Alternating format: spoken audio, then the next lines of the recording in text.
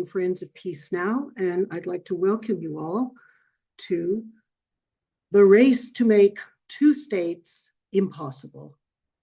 First, just a word about Canadian Friends of Peace Now. We're a partner organization to Shalom Achshav in Israel, which is Israel's preeminent peace movement. We support the agenda of Peace Now, which is a just two-state solution. And we are dedicated to promoting Israeli-Palestinian peace and to the end of the conflict.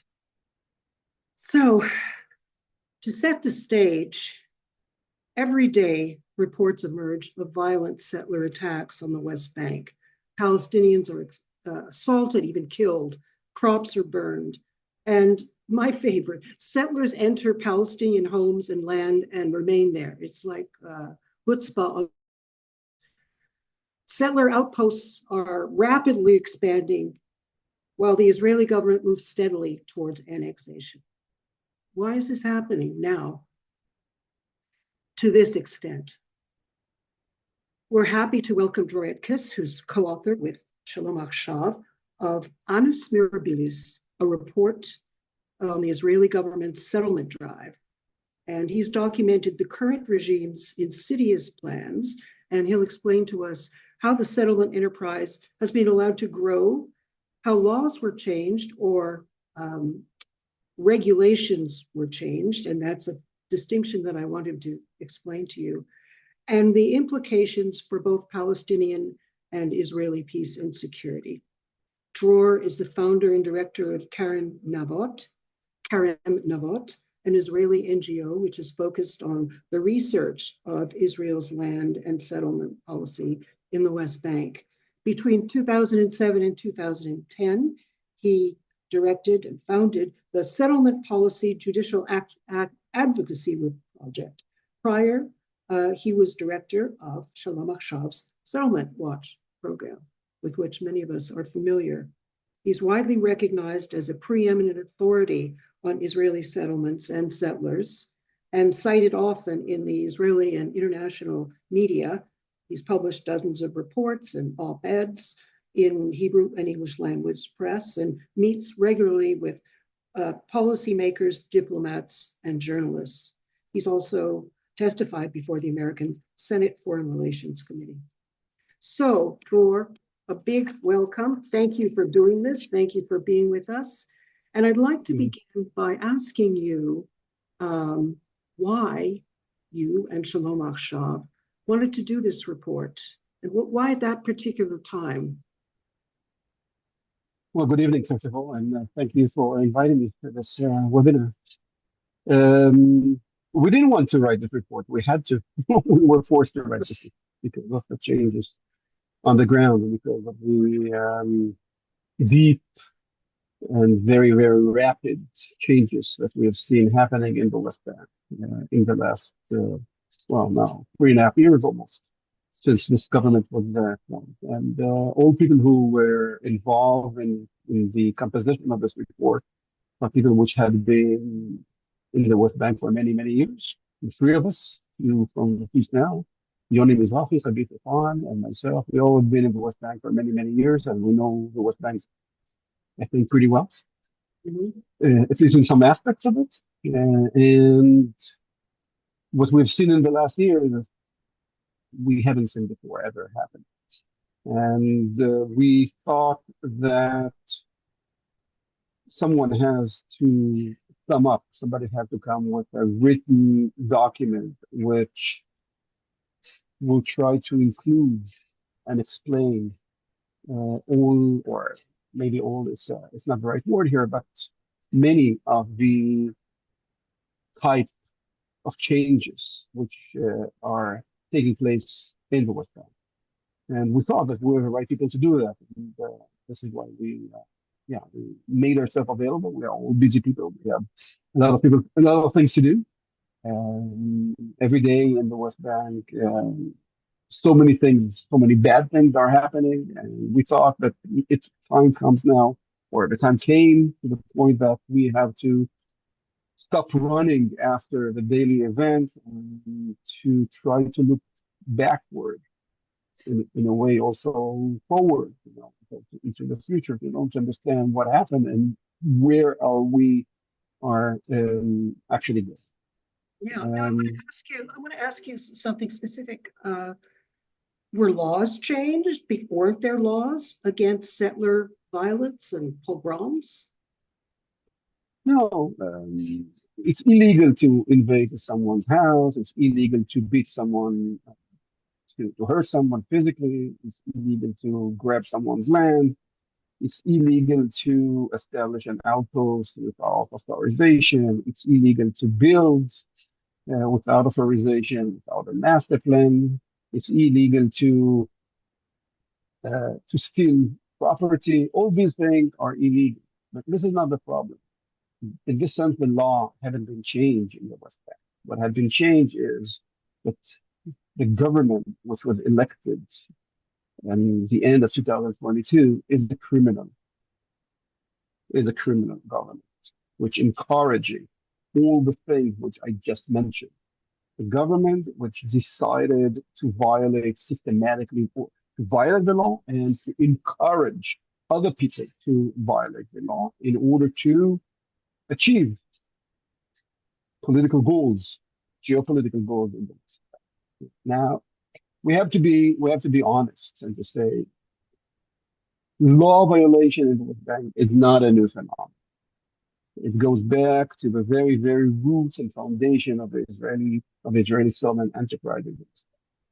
It starts with the international law, of course, the fact that the construction of Israeli settlement in the West Bank, which is not part of the state of Israel, which is an occupied area, considered to be illegal according to the international law. But even if we put the international law aside and we look only at the Israeli law, the military law which applied in the West Bank, we can see that law violation in the West Bank is a built-in component of the Israeli settlement enterprise from the very, very early stages. And that has to do with very, very simple logic.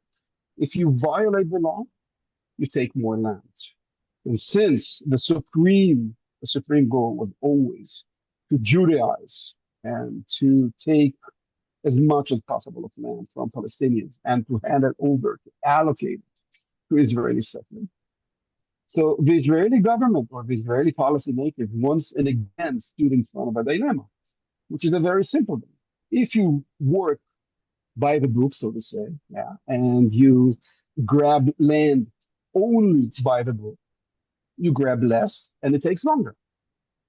If you violate the law, and especially if you encourage other to violate the law, especially if you encourage 10 or 100 of them to violate, yeah, you take much more, right? You end up with much more land. So this dilemma is a dilemma which goes back to, one can see the roots of this dilemma already, I would say, in the early 70s, when the Israeli settlement enterprise was very, very young, very much in the beginning of its history. And once and again, one should be straight and say the things. Once and again, all Israeli government decided, and that's true also to the Labor Party government until 1977, decided to, how should I say it, to play with interpretation of the law. And in some point, and of course, this government brought it to the most extreme stage, yeah, to actively violate them. Again, if you violate the law, so you establish more outposts, you take more land, you allow settlers to invade to Palestinian agricultural areas.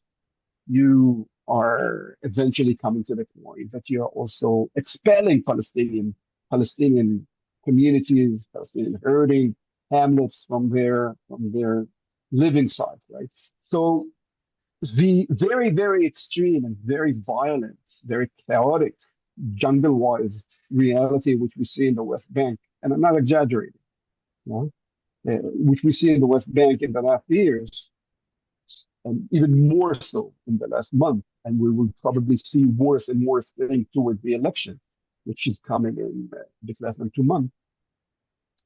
This is the peak of a very, very long process, which is rooted very, very deeply in the DNA of the Israeli settlement. Did you have some hope with the Oslo Accords?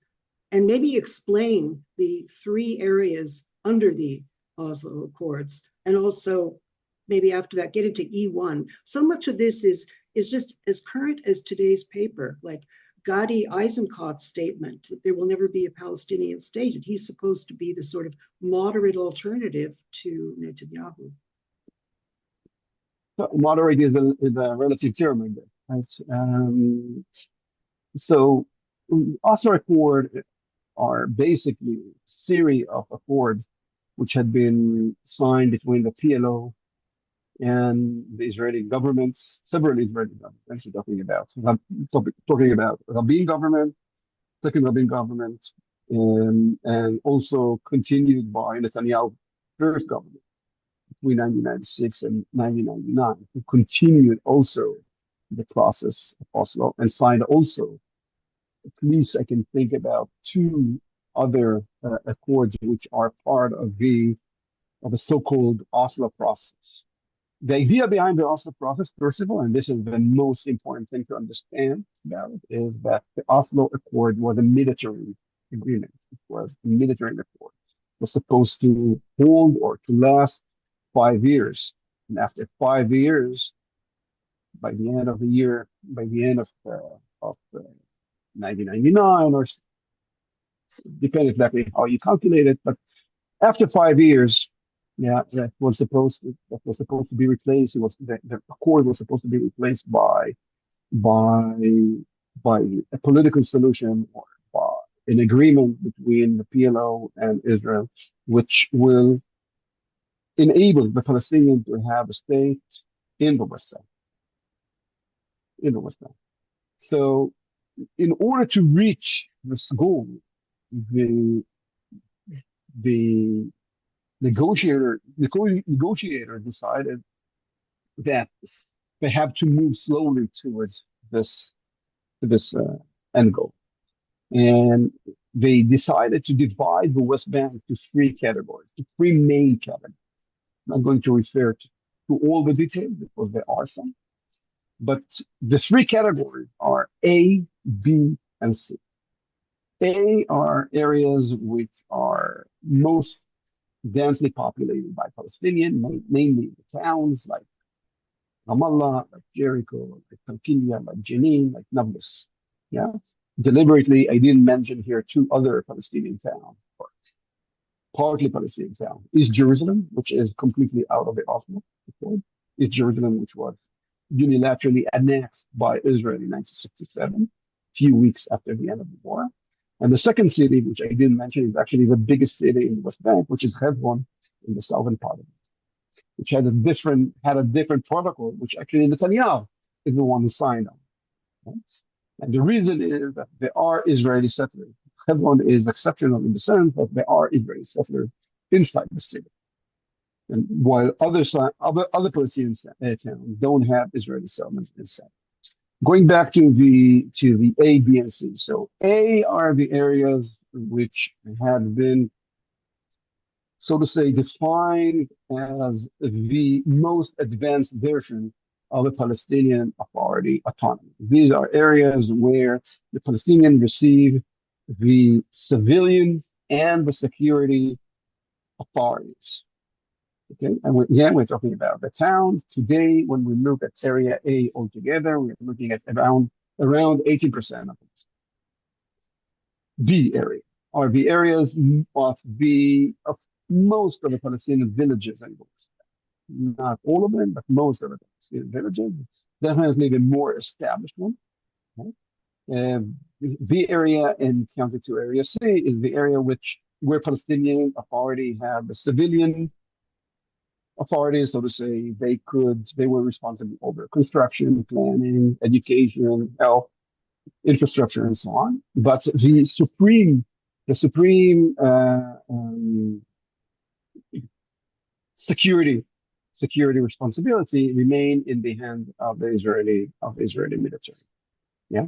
And I'm emphasizing the Israeli military because, again, this is an occupied area. So area B is 21%. Area C, which we remained with area C. Can you hear me, by the way? Because I get some signals here. Where signals? I can hear you, but the video is stuck, but I can hear you. I hope everyone else can. So for some reason, I don't know why, I received some signals from the Zoom that there's some problem.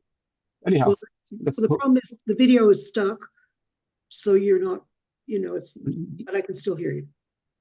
So and let's still try. See you, but it's just not video. So there is some problem with the Zoom because I haven't done anything. I didn't change anything. Anyhow, let's hope it will get better. Otherwise, I will go out and I will get again into the session. Maybe it will get better. Just to end the sentence, Area C, 61% of the West Bank, and remains 61% of the West Bank are the areas where all Israeli settlements were in 1995, when the map of the ABC was agreed on. There were some changes after it was, but all Israeli settlements were supposed to be in Area C, which is 61% of the West Bank. And again, eventually, the idea was that Israel will hand over also Area C and Area B, and the Palestinian Authority and a Palestinian state will be established in West Bank. So, given that, how is that violated? How are those divisions violated? And could you talk about E1? Yeah, but before I continue, maybe I should try to re-enter. Maybe I should go out and try again to go into the session so people will be able to see me. Makes sense? But they can see you. They just see you as like a photograph and not a video. Yeah. So you want to continue the way it is, or you want me to go out and come back again? Yeah, I think you should continue. Yeah, because we can't see you. Yeah. Yeah. So I continue. Okay. Okay. I can continue. Okay. Let's hope it will get better. Yeah, and if our tech person wants you to go out, then they'll tell you. I'm really not qualified to do that. Okay, so if someone else wants to. Okay. Okay. So first of all, it's important to understand that according to the Oslo Accord, none of the parties, in other words, not the PLO and not Israel, were supposed to predetermine the future of the West Bank, of the so-called the area which was negotiated. What de facto happened after the signing of Oslo Accord is that all Israeli government have actually accelerated the settlement enterprise. That includes also Ehud Barak's government between 1999 and 2001. They actually accelerated the settlement construction in the West Bank. Yeah. So if we compare the numbers, just to give you an idea, in 1993, when Israel and PLO started and engaged, the negotiation and the first part of Oslo, and the Oslo Agreement was signed, there were around 100 and a bit, 110,000 Israeli settlers in West Bank. Yeah. When the second Intifada broke in the end of the year 2000, there were already a bit over 200,000 Israeli settlers in West Bank. So in 7 years, there was an increase of about 65% in the number of settlers. That translated also in numbers of settlement and especially in the number of outposts which were established by Israeli government. So the concept of outposts goes back actually to the 1990s, especially to the years 1996, 7 until 1999, when Netanyahu was the prime minister for the first time. Ariel Sharon was the foreign minister. And the Israeli Likud government was looking for ways to jeopardize the Oslo Agreement. How do you jeopardize an interim agreement? By building settlement, by establishing new settlement. But since there was an official here, so that it get better now, I can see myself. But since the Israeli government was officially obliged to, also the Likud government, was officially obliged to continue the political process with the PA. So rather than naming these new settlements, they were called outposts. In other words, of course, related to what we had spoken about before, you know, the issue of law violation in the West Bank, how Israeli governments systematically violate law in the West Bank in order to achieve geopolitical goals. So these outposts were actually new settlements, which were never officially announced as new settlements. The reason is that according to the Israeli military law applied in the West Bank, according to governmental decisions, to be more precise, the establishment of new settlement in the West Bank obliged an governmental decision, official governmental decision. An official governmental decision leaves a lot of traces. There's a lot of paper. There are many evidences, right? Because everything is being published and everything is official. And when the government decides to establish a new settlement, so there is an official declaration. So they didn't want to have it. And instead, what they did, they developed this concept together with the local settlers, local initiators, and activists, and organs and bodies, which are in most cases state funded. They developed the concept, if you want, a bypass route to establish new settlements in the West Bank without naming them settlements. So this is something which was, I would say, professionalized during the first government of Netanyahu between 1996 and 1990. Okay. Now, going back to the E1, your question. E1 is actually an abbreviation of East 1, East to Jerusalem. It refers to Jerusalem. Jerusalem, as we know, is the only part of the West Bank which was unilaterally, officially annexed to the state of Israel right after 67.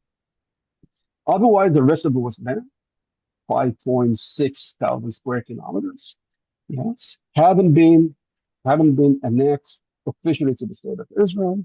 And as I mentioned before, and probably most of the people who are here know it, the West Bank is defined also by the Israeli authorities officially as an occupied area, which is ruled, governed by the military. And E1 is actually an area which was designated as part of the so-called municipal area of the settlement of Ma'ale Adumim. The settlement of Ma'ale Adumim was established in the mid-1970s, about 5, 6, 7 kilometers east of Jerusalem. Yeah. But there was a large chunk of land which remained between the settlement of Ma'ale Adumim and the boundaries of East Jerusalem. And this area, at least part of this area, had been expropriated by different means by Israeli governments in the past, and had been officially allocated to the settlement of Ma'ale Adumim. In other words, the settlement of Ma'ale Adumim has very large areas which are not built yet. There's no construction there. There is a built-up settlement, but there is a big area between the settlement and East Jerusalem, yeah, which haven't been constructed. And a big part of this area, which is between Ma'ale Adumim and Jerusalem, is referred as E1. Now, why is this area considered to be important? Considered to be important because this is the only channel or corridor, if you wish, yeah, which possibly could connect Palestinian state from the north to the south. The West Bank is pretty long and pretty narrow, yeah, geographical entity, right? And Jerusalem is pretty much in the center of it, a bit farther south from the center, right? And if you create a corridor, horizontal corridor, which connects East Jerusalem to Ma'ale Adumim, which is, as I mentioned, around 6, 7 kilometers farther to the east, you basically block a possible future corridor, which will allow Palestinians to have some kind of a contiguity between the northern part and the southern part of the West Bank. This is the idea.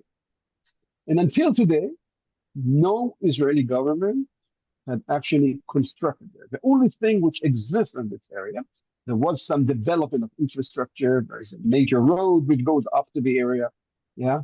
But the only thing which was really built there was built actually by Ehud Olmert's government, and this is the Israeli police headquarters in the West Bank.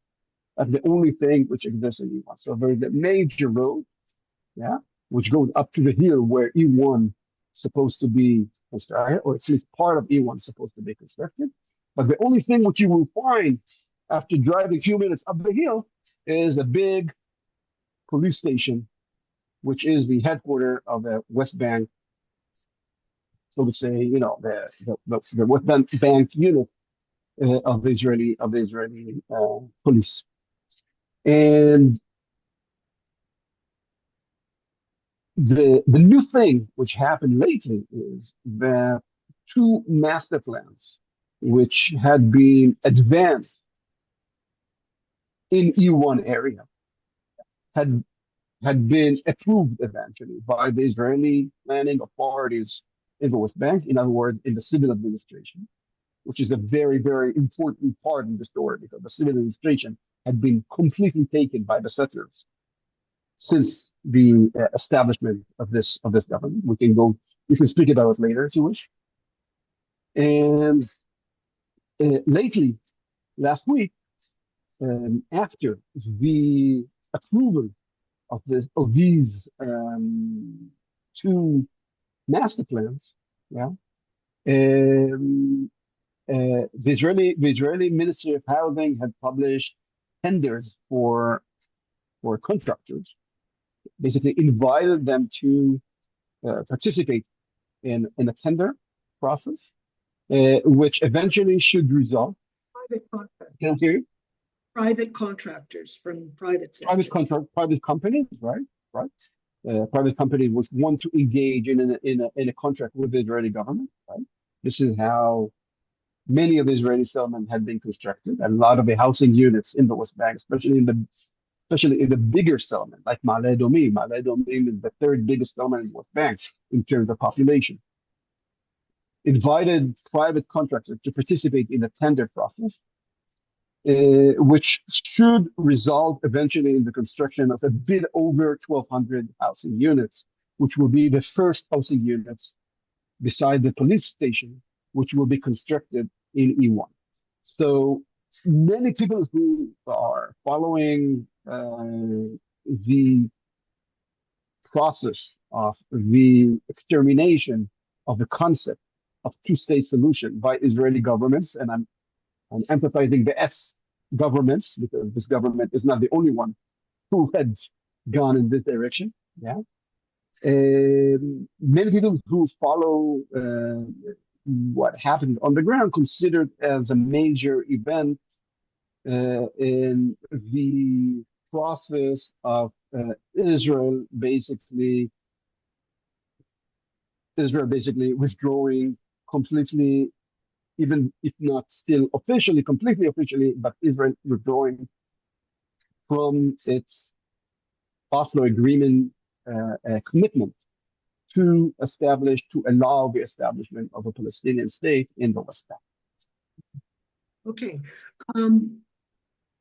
The settlement's explosive growth has taken place in the last, 3 years, 1 year? I mean, I know you say it's been gradual, but the extremes that we're seeing now, is it because, anyway. Oh, I also want to say, please put your questions in the chat and they will be fielded afterwards. So it depends how you count it, how you measure settlement explosion or settlement growth. There is, of course, the demographic growth, yeah, which hasn't changed dramatically in the last years. It's mainly consists on natural growth, on babies who are being born to Israeli settlement families.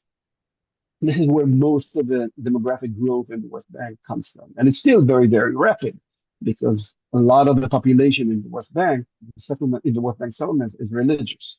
So we're looking at two main type of population, the ultra-Orthodox yeah, which is moving to certain settlement in West Bank, and then to the, I would say, ultra-nationalist Orthodox, yeah, two sectors within the Israeli society which tend to have very, very large families, right? So the total natural growth in the West, or the total growth in the West Bank is still very, very rapid and is by far faster than in any other part of the country if you compare it to the rest of Israel or to Israel within the Green Line. Yeah. But it mainly consists on natural growth and less on migration from Israel into the settlement or immigration outside of Israel to the West Bank, although that exists as well. We still have people moving from Israel to the West Bank, and we still have people moving from abroad into the West Bank. That exists, but this is not the major uh, vector in terms of growth in the West Bank. This is- Another Sorry, go ahead. another very, very, and I would say way more important to measure settlement explosion or growth in the West Bank is, of course, the number of settlements, you, or as I mentioned before, outposts, actually. Yeah. Different type of outposts, but in the last years, most of them are part of the phenomena which we refer to as the farming outposts, herding outposts, which we can speak about later. Yeah. And the amount of land which settlers are controlling in the West. So in this sense, yes. In this sense, the last 3 years have been, or the last 3.5 years now, have been unprecedented. We haven't seen anything close to it in terms of the amount of land which settlers are controlling. But that goes back to the illegal, violent aspects of the Israeli settlement enterprise, which always existed there from the very, very beginning, but had become the most important means which the Israeli settlement enterprise growth comes from. Okay, and this is why you hear so much in the last years about settlers' violence, because this growth is not done by official Israeli decision, or the main growth is not done by official Israeli governmental decision. It's not that Israeli government have taken decisions which can explain, the amount of land which settlers are controlling. Yeah. The main decision which the Israeli government have taken is to allow settlers to do whatever they want without holding people accountable for crimes which are done. Okay? But the vast majority of this growth actually is done by violence, which is committed in two different channels by the Israeli military and Israeli police, but mainly the Israeli military, and by the settler.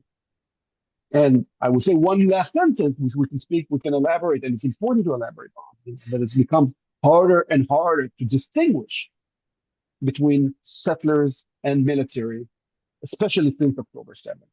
There was a lot of, I would say, um, a lot of borders which used to exist, even though in the West Bank they were always bigger than in other places. Yeah, a lot of the borders between military and civilians had been completely abolished in the last years, and that's one of the reasons that settlers have become very, very effective, very, very good very good, quote unquote, in dispossessing Palestinians and expelling Palestinians and taking over land because they are using military authorities. Yeah, right. Yeah. I get right. Do the majority of Israelis care? I don't know the majority of the Israelis. Let me tell you a secret. If I have to judge according to according to the polls, I mean, you just mentioned that Gadi Eisenkot, who is the favorite candidate right now, just said that there will be no Palestinian state Right. under his next government. So if we look at the total picture, I don't see huge demonstrations in the West Bank nor in Tel Aviv, demanding from the government to restrain Palestinian settlers, violent settlers, Mhm. to hold people accountable for crimes which they are committing. So the answer is, unfortunately, I think that this is a very realistic and very sad one, but the answer is the vast majority of Israelis don't give a damn. And this is exactly the reason that we reach a point that we are in. Is this reflected in the Israeli media? It is reflected in parts of Israeli media, sometimes more, sometimes less. Of course, Haaretz, put Haaretz aside right now. Haaretz is very different than the rest of Israeli media. The Haaretz have a very clear ideological line, a very contiguous one, and Haaretz was and is doing had and is doing extremely important job in exposing Israel's settlement policies, including settler violence. Mhm. But the mainstream media um, haven't been good at all in covering what happened in the West Bank in general. And again, that's something which goes years back. Yeah. And in the last years, they haven't become better. So I wouldn't say that settler violence is a non-issue altogether. No, there are journalists also in mainstream media channels or outlets which are talking about. Yeah, Mhm. but but um, it's not something which is part of the Israeli media coverage contiguous. There are peaks, something happened, a terrible picture comes up, a video is being exposed, something like that, and then you have another peak for a few days, and then, next. And then, it can, a few weeks or months can pass before the subject comes again. So I would say yes. In the last years, you hear more about it also in the mainstream Israeli media. But has to do with the fact that the reality on the ground had become so much worse and so much more violent. Not Yes. because they're doing a great job in terms of what they were supposed to do. Mhm. Well, that may be so, but the foreign media certainly is covering it, and surely Israelis are aware of that. Israelis don't know what happened. Israelis are the last ones to know what happened in the West Bank and especially in the Gaza Strip. When you guys saw what Israel is doing in the Gaza Strip for 3 years, Israelis haven't seen it because somebody made sure that Israelis won't see it. You need to watch foreign outlets, to read newspapers Right. in order to know what our government or what our army is committing in Gaza. Until today, the vast majority of Israelis don't know. I would say don't want to know, or maybe many of them are supporting or indifferent to what is happening in the Gaza, which continue to bleed all the time, right? And that's true also. That's true also regarding the West Bank. These are the blind spots of the Israeli society. The Israeli society doesn't want to deal with it. Mhm. Everybody understands that it's not nice, and it's not. It's the mirror. The you know the the image which will be reflected, through this mirror is not very complimenting, right? And human societies, in general, they like to think about themselves good things. They don't like to think that they're doing bad things, right? This is how we are, human beings, in general. Israeli authority are not exceptional also in this. What about protective presence? Is that doing any good? Are Israelis aware of it? Maybe you could say a So I few guess words about what it is. I think you've explained it well. but maybe we should explain what the protected presence is. Yeah. There are a few hundreds, maybe more Israelis who are actively uh, putting themselves on the line and are spending time. Some of them spending a lot of time. Sometimes some of them spend, a few days a month. Each one decide how much time he or she wants to dedicate to this task, and they basically join Palestinian communities which are under risk to be attacked or even expelled in many cases by Israeli settlers slash Israeli military. And the idea is that if Israelis will be there, so the violence which is which is uh, uh, happening or taking place will be somehow moderate.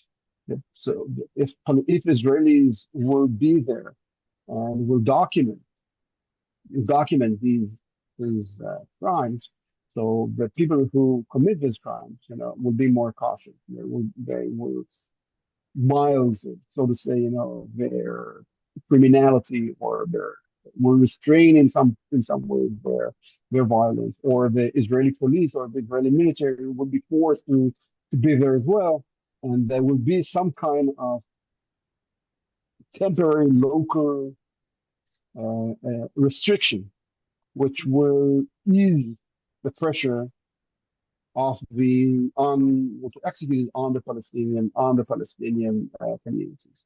That's the idea behind it. Yeah, and again, I mean, I don't think that the vast majority of the Israeli population is very much aware. Yeah, and I'm not sure about it. I must say, because in a way, I'm also living perhaps in a bubble of people who are very involved in the West Bank. So it's hard for me to say exactly what the average Israeli knows, doesn't know about it.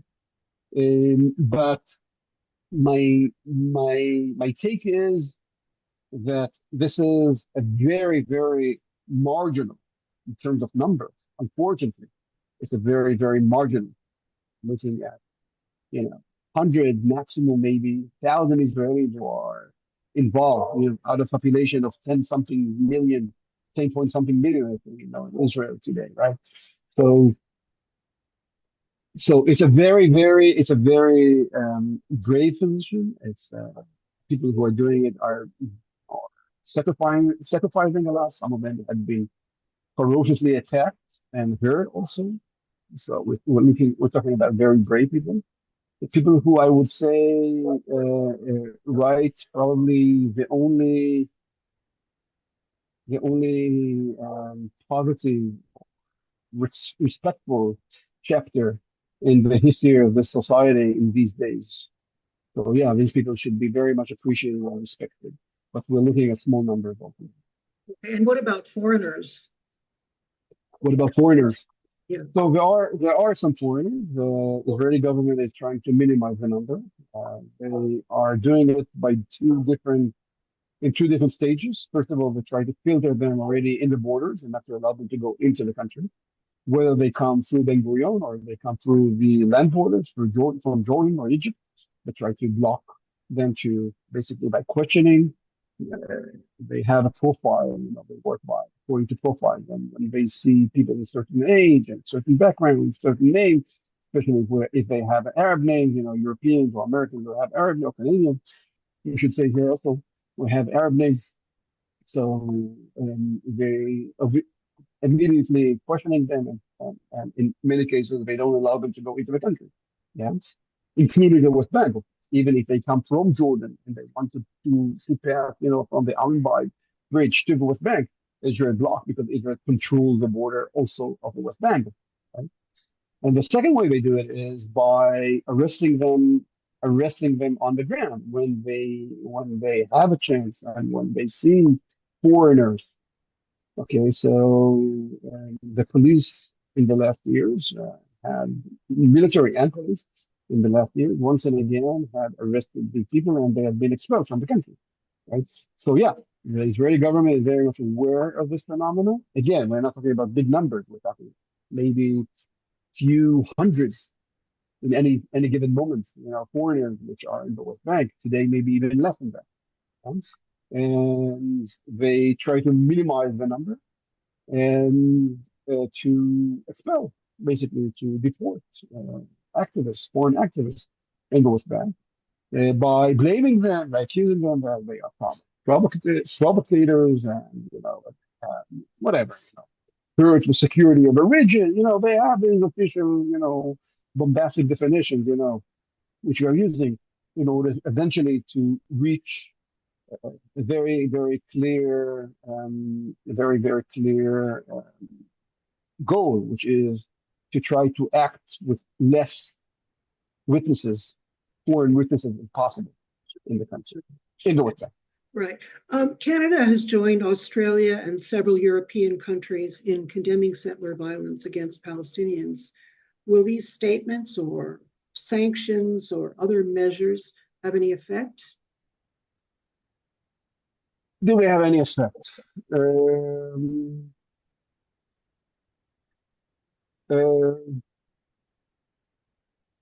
I dare to say that they have very, if there is any, it's a very marginal because we see that the things which are being denounced by these governments continue to happen.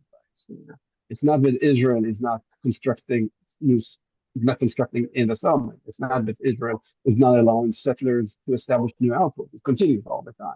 It's not that Israel is it's not that Israel or the Israeli state is um, holding criminals accountable for their crime. It's not that the law enforcement system in the West Bank or anywhere else in the country is seriously dealing with extreme right violence. Not at all, right? So if you measure, the actual steps which are taken or not taken by the Israeli government, I think that you reach a conclusion. This government, the impact of these steps on this government are very, very minimal. And that has, of course, to do with Mr. Trump leading, with the fact that the American administration is, say, very generously supporting Israel Israel violence in the West Bank, right? And of course, with the fact that the steps and the actual decisions of these governments, the one which you mentioned before, yeah, are empty rhetoric. There is not much behind them. Israel is not afraid of being, or at least this government is not afraid of being, say, denounced by foreign government. On the contrary, this government is seeking it in them. This is the type of people which we're trying to appeal to, the people in Israel, which are living with the conviction that the entire world is anti-Semite and everybody hates us, and we have to be strong and brutal in order to survive in this region. And so this is exactly the type of psychology, political psychology, which this government is trying to encourage and trying to be re-elected by appealing, by feeding, by encouraging these sentiments. What about the elections? What about another government? Do you have any? Well, I want to ask you in general if you have any hope, and if so, where does it come from? And we're winding down. If I would be the prime minister, so everything will be okay. But since I'm not running, look, I mean, you mentioned Gadi Eisenkot before, right? So Yeah. we understand that also the alternative government is not going to. There's not going to be dramatic changes in terms of Israeli policy in this respect. So the question is, I think that the realistic question is when there will be a real collusion between the far right and the institutional. When the institutional right in Israel, in other words, people like Eisenkot or like Bennett, yeah, will be threatened by the far right. This is when we will see a change. Right? As long as the violence is directed to Palestinians, and once in a while also against leftists, left activists, or people who are on the ground. This is something which Israeli society is willing to tolerate. No, it's not a big issue. Yeah, but once this violence will be aimed toward the establishment, toward the most established, I would say, parts of Israeli politics, of Israeli society. Yeah, this is when we will might see a crackdown on the far right. This is when we will maybe see a real change in terms of the urgency which state agencies and organs will feel that they have to deal with Israeli terrorism, with Israeli settlers terrorism. And that might happen only if there will be a real principle change in the way that the international community deals with Israel. Yeah. I don't see, unfortunately, I'm saying it with great sorrow, I don't see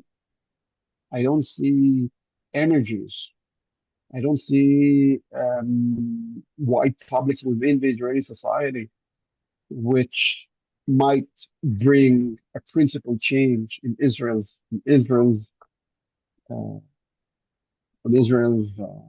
racist, ultranationalist policies in the West Bank. Yeah, these changes can happen only once the mainstream Israeli society will be threatened. This is how societies unfortunately are changing. Will they be threatened by more severe condemnation from Western powers, including the Not condemnation, steps, steps? Okay, real steps, yeah, real steps. Yeah, we won't see a change unless there will be a real change in the way that the world deals with Israel's apartheid regime in the West Bank. We okay, won't see a change. okay. Well, on that hopeful note, I'm going to turn it over to questions, which our chair of the Toronto chapter, Bob Cates, will field. So thank you, Dror. We're not letting you go Thank yet, you. but thank you for this. I'm not going. I'm not running away. I'm here. Okay. Okay. Okay, Bob. Hi, I'm Bob Cates, and I'm going to try to coordinate the Q&A. Hope to get in as many questions as possible, but we've already got a number of questions, and so it's going to be difficult. If you haven't already, please type short questions into either the chat section of your Zoom, or better still, the Q&A section, if you can see it on your screen. And I will try to get to things. Now, we've already got a question from longtime activist Barbara Landau. Is there any political party that appears that opposes annexation? And what about the Arab parties and a place for us all? So this is an interesting question, actually, because it actually exposes the big bluff behind Israel selling policy. Look, I mean, we just had in the last 3.5 years the most outrageous, racist, criminal government governing this country, and not a single square meter in the West Bank had been annexed to the state of Israel, even under Trump's too. So what does that actually say about Israel's settlement enterprise in the West Bank?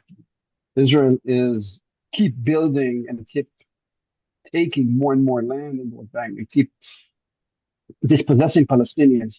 But the actual official act of annexation is not being done. And actually, according to statement which had been published by the American foreign ministry 2 days ago, last Friday, I think. The even the Trump administration is not supporting Israel's annexing the West Bank.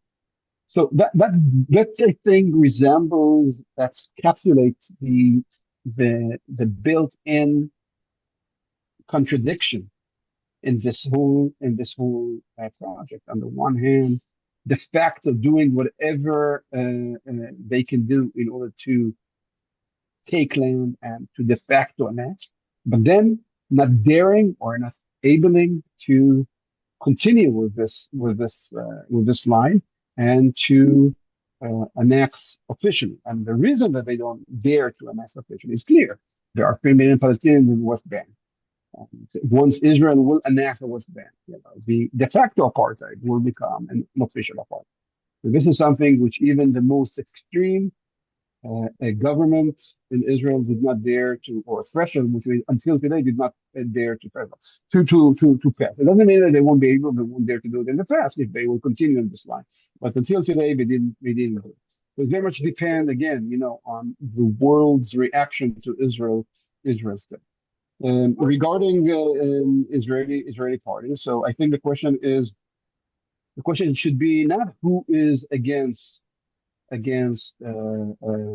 annexation, who is willing to annex and to pay the full prices for this annexation. And apparently today, even in this government, there is no majority in this government. At least Netanyahu is not supporting this path, understanding that it might be a bit something which will push the line a bit too far. Regarding the Arab parties, so there are 4 different Arab Palestinian parties in Israel. Each one of them has a different history. Each one has a different ideology, and I think the common denominator of them is that they all probably against annexation and against settlement in the West Bank. Yeah. 3 of them had decided to run together and to form the joint list, so to say, so-called, a political construction, ad hoc construction, which is supposed to encourage Palestinian, Arab, Israeli citizens to vote. This is we have to remember that the Palestinian citizens of the state of Israel, we're looking at around 20% of Israeli population altogether, have gone through horrific years in the last 3.5 years were horrific years for this public as well, for many different reasons. And there is understanding that this government has to run together in order to encourage Palestinian citizens to go out and vote and to try to get rid of this present government. Regarding the new list, place for all,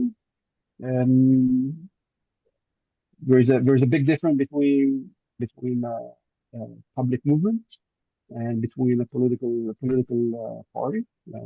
Political party has to be voted, has to pass a certain numbers, has to pass a certain threshold in order to be electable, in order to get into the Knesset.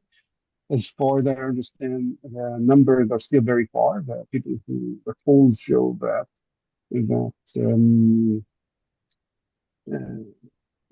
way too few people are going to vote for this party. So I would gamble that they won't run all the way to the Knesset, because we understand that the risk here is too big, that they cannot afford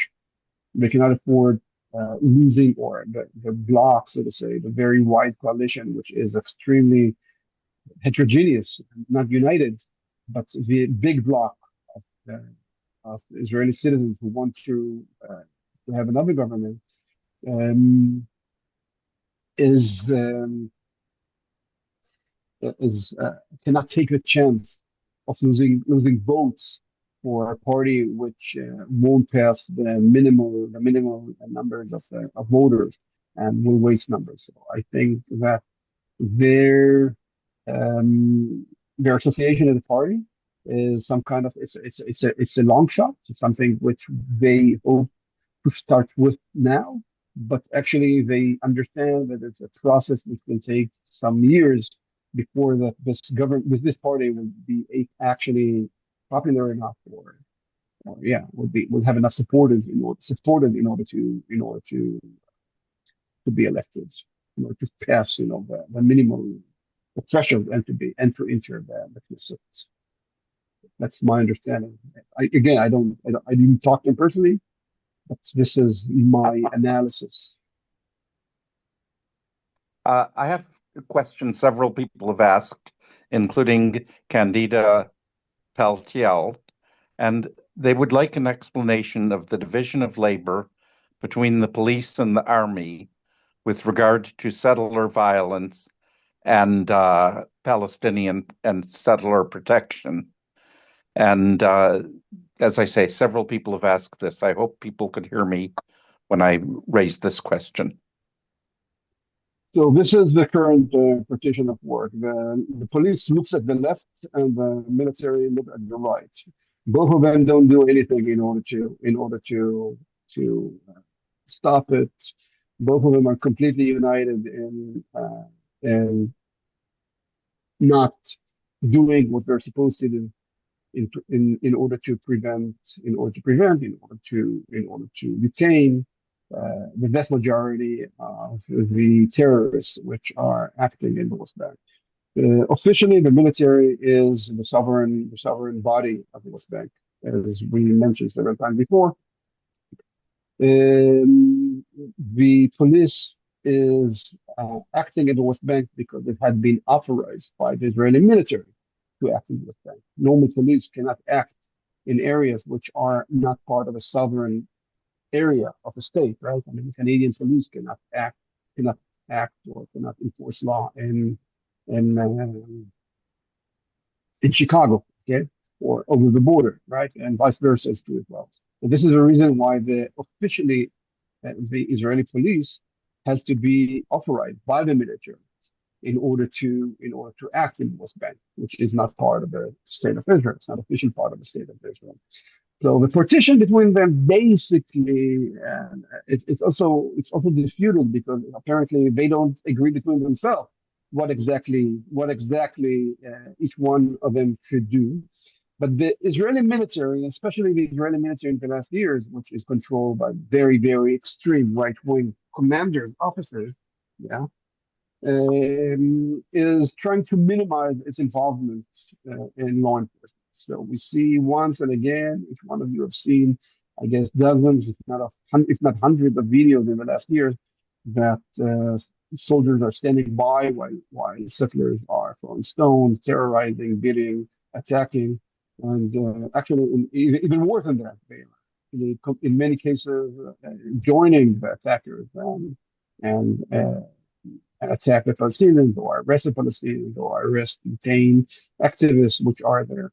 Okay, so officially, the authorities which soldiers have in the West Bank are each soldier in the West Bank can detain every every uh, every settler. But the military doesn't want to do that. The military doesn't want to do that because of ideological reasons. Because the commanders of the Israeli military in the West Bank are today are settlers, and many of the officers of the units um, which are serving in the West Bank, yeah, which are supposed to do the ongoing security patrols and patrolling and being present, in the settlement and around the settlements. These are units which many of the soldiers are, many of the officers are actually supporting this violence, supporting this ideology. So the military is doing whatever it can in order to run away from it. Although the military is actually the supreme have the supreme responsibility, so to say, the umbrella responsibility over law enforcement. Now, when it comes to the Israeli police, then, we all know who runs the Israeli police today. We all hear and read, what what are the what type of how should I say it? What type of ideologies are prevailing there? What type of discourses are popular there? We know that the supreme commanders of Israeli police are just about all of them, are very dependent and very close to the minister, which is responsible over the Israeli police, Ben. And the Israeli police is again another organ which is not only not doing what it's supposed to do, it's in many ways actually doing everything possible in order not to enforce law, in order to help to support these action and these people who are using violence against Palestinians. And then we have another organ, which is also responsible over law enforcement in the West Bank and to prevent violence, which is the Israeli Shin Bet, the Shabak, right, which had been headed in the last 7, 8 months by an extreme messianic Israeli ex-military, which was nominated by Netanyahu. And I think that this is the point, to say that so much of this violence, so much of this terrorism actually goes back to the personality of Netanyahu. He is the person who nominated Ben-Gvir, although he promised he won't. He is the person who nominated Smotrich. He is the person who gave Smotrich the authority to run the West Bank. He is the person who nominated Zini as the head of the Shabak. He is the person who contributed, because of his own political corrupted interests. He is the one who contributed to the corruption of the Israeli and to the collapse of the Israeli law enforcement agency. So when we look at the reality of the West Bank, and when we try to analyze how did we get to the point that we are at, I think that we honestly have to go back to Mr. Netanyahu and to understand who is this person and his extreme dark contribution, yeah, to the Israeli political culture. Hey, I'm going to combine a question that several people have asked. Specifically, Bernard Moho, who is one of our board members, and Donald McIntyre. What difference, if anything, would either an Eisenkot or a Golan government make to the process that you're describing? And they both recognize that you can't answer factually, given the uncertainties. But how would you anticipate either of these two governments might handle the situation of settler violence? There's no such a scenario of Golan being prime minister. So we remain with one scenario with Eisenkot. Okay. Okay, and we all have to remember that the Israeli political system built on coalition, on wide coalition, right? Different parties which are joining together and form a coalition which has a majority in the Knesset. This is how the Israeli politics works, right? So Eisenkot government, if indeed there will be a majority, yeah, will have very, very right-wing part within it. Yeah, Eisenkot himself is probably not as right as he's trying right now to present himself. I have good reason to believe that he knows better, but right now he presents a very right-wing, or a rather right-wing, I would say, ideology or policies, because he thinks that this is what will attract more possible voters who used to vote for far right parties or the Likud, right? So I have I have good reason to think that this is part of his political calculation right now. But he won't govern by himself. He will have Yvette Lieberman on the right. He will have Bennett on the right. He will have Golan on the left. And maybe he will have also the Palestinian party inside, although he committed that he won't, but he will be trusted only by what he called Zionist mandates, yeah, which is a racist way to say I'm not going to combine Palestinian Arab Knesset members. I'm not going to have them in my coalition. The current Israeli way to be racist. To use the word to use the term Zionist votes or Zionist mandates, Knesset members also. So we spoke about it, I think, briefly before. I think we understand that, at least I understand, that we're not going to see a radical change in Israel's foreign policy. We're not going to see a radical change in the foundation of a system which enables this violence, whether it's institutional violence, which is built in to the Israeli occupation apartheid regime, or the privatized violence, which is committed by specific settlers or other Israelis which are coming outside of the West Bank. Yeah? We're not going to see a radical change in the platform which creates this twisted reality, which enables this terrible reality to prevail, to exist, to flourish, to bloom, to mushroom. Yeah. And this is the important thing to understand, that unless there will be a radical change in the way Israel sees Palestinians, unless there's going to be a radical change in the way Israelis understand that they are not able and they have no right to dominate the life of 3 million Palestinians, or if you want 5 million Palestinians, including the Gaza Strip, unless there will be a real change in the understanding that Israel has to seek for a political solution with the Palestinians and not to continue this endless cycles of violence, we won't see also this extreme privatized violence taking place. This You privatized are leading. violence.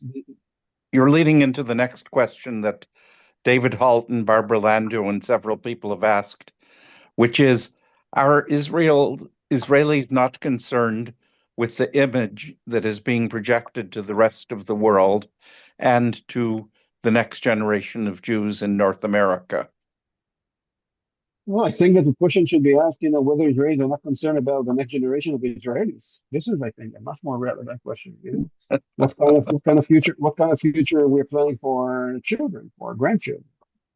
What, how do we imagine the reality here in 10 years, in 15 years, in 20 years? What kind of people are going to be here? What kind of people will be on both sides of the conflict? What kind of Palestinians, who've seen only violence, who have lived only under ultra oppressive regime, and what kind of Israelis will live here? People who consider ultra nationalism, racism, violence as a legitimate tool to solve every problem. People who think that grabbing property and history and culture and time and money and resources of other people who live in this country, is a legitimate thing to do. What kind of people? Who wants to live with this type of people? What kind of citizens the state of Israel will have?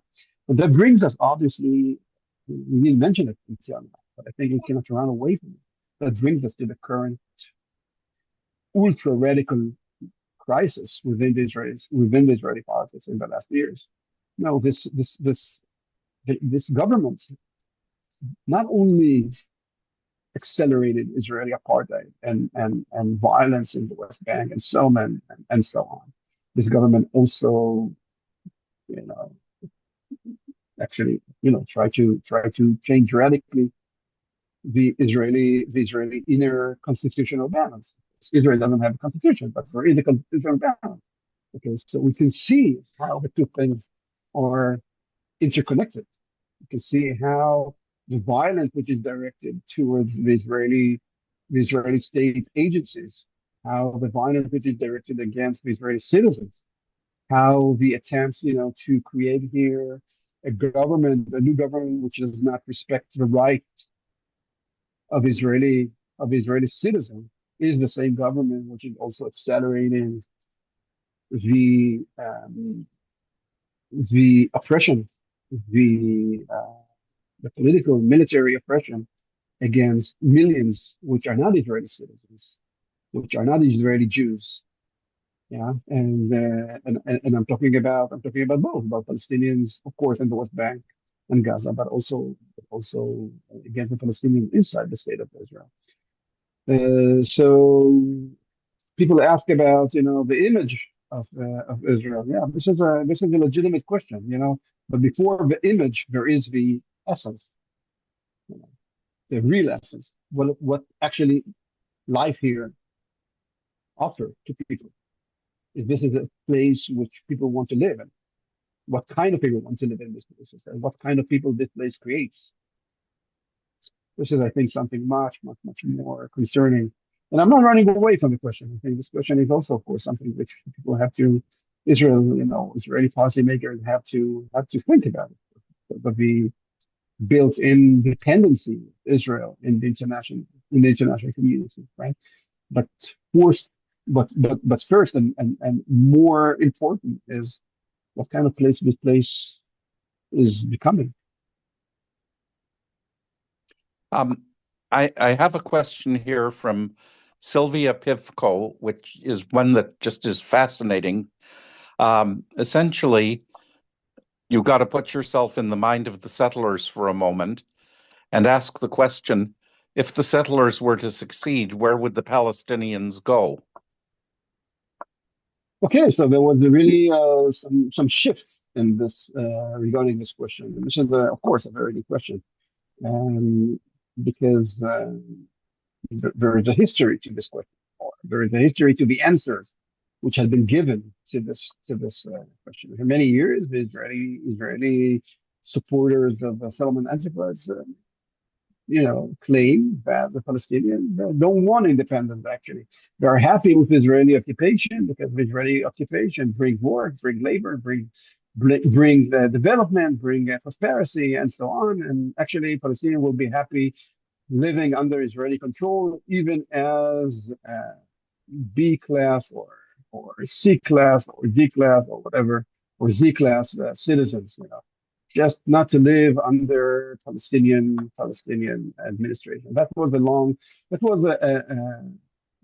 long-lasting claim of people in the Israeli right who supported the Israeli occupation, the Israeli settlement, the Israeli apartheid, basically denouncing or I would say refusing to accept the Palestinian as a political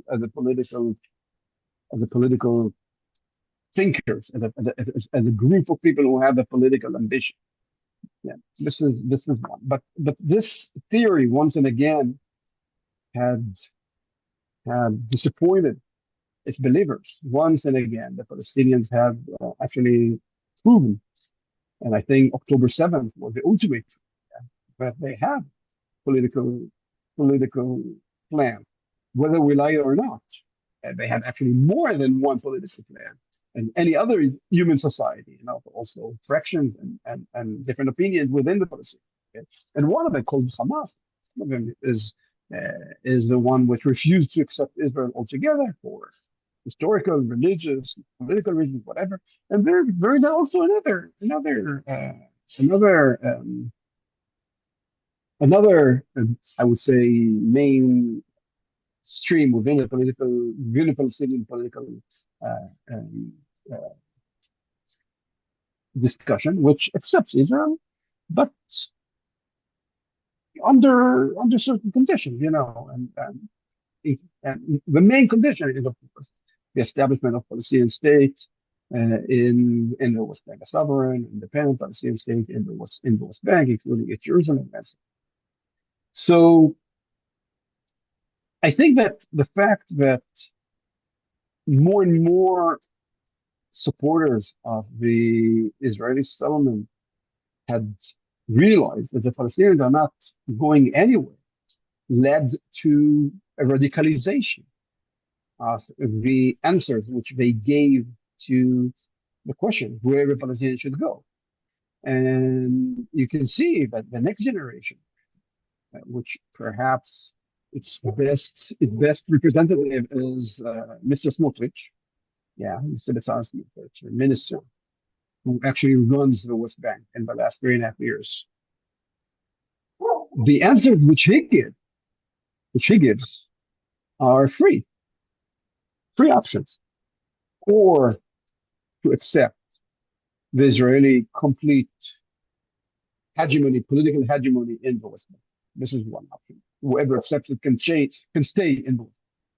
Number two is to leave the country, to immigrate to another country, and if you do not accept or if you don't want to live under Israeli control.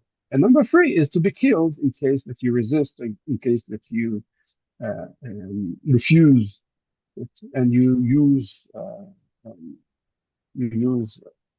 violence against the Israeli military control or Israeli control over it. These are the three options which he basically gives to any Palestinian who live in this land, and by doing that, he basically admits that the theory, the concept, the thought that Palestinians will be happy with Israeli control actually failed. Right. So these are the three options which today Israel is actually, I would say, not only the far right, also this government is actually offering Palestinians who live in this country. Leave, accept, leave, or die. Well, what about fight back? Fight back means that you will kill. You will be killed. Exactly. Die. Okay. Exactly. We've run over time, but I'm going to impose on you for one last question, if you're willing. Go for it. Okay. Eric Goldfield has asked, what are the effects of the lack of foreign tourism having on the Israeli economy, and also specifically the Bethlehem Palestinian tourist economy? And what has been Israel's the reaction of Israelis to the drop in tourism?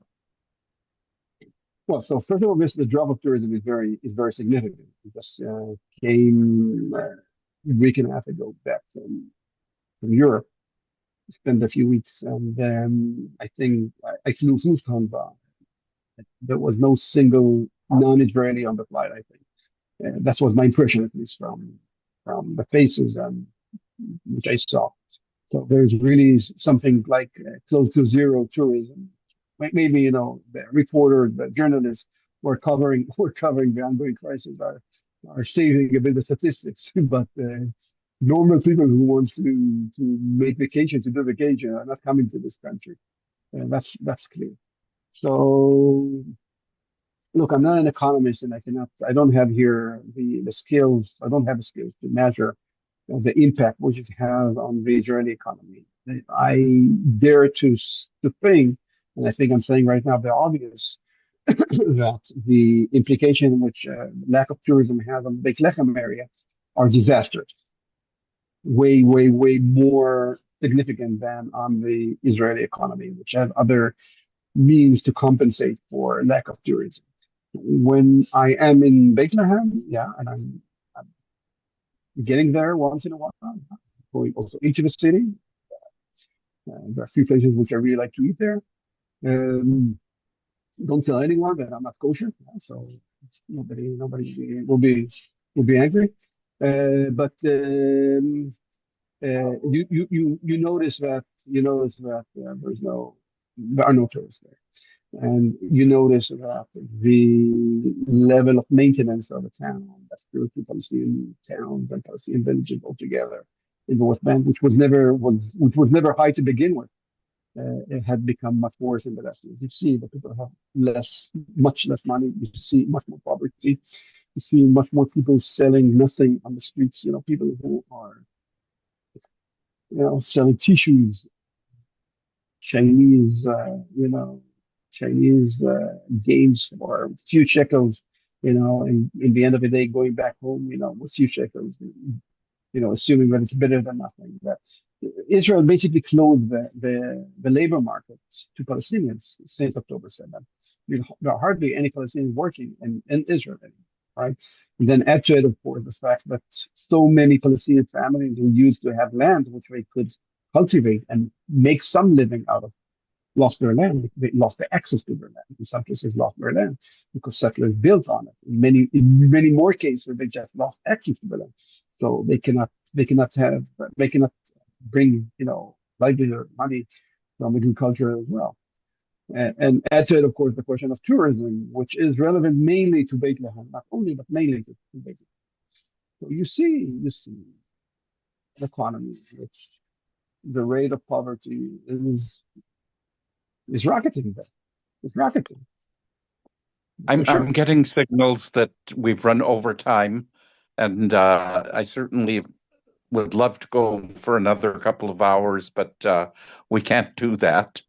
So I'm going to say thank you very much to Dror Etkes and Jacqueline Swartz for giving up time with this Thank you. sober. And thank you. Pardon, Jacqueline? I just wanted to thank Dror myself. Oh, okay, great. I think we should have him back sometime again. And also to everybody who participated with questions, with just watching, we appreciate that very much. And we'd like to add that we are a nonprofit organization reliant on donations to keep up our crucial work. You can find us on peacenowcanada.org, and we'd love donations. So goodbye, shalom, and salam. Can I say something in this Sure. in the context? Kevin Avod is also love donations, so you are welcome to donate as well.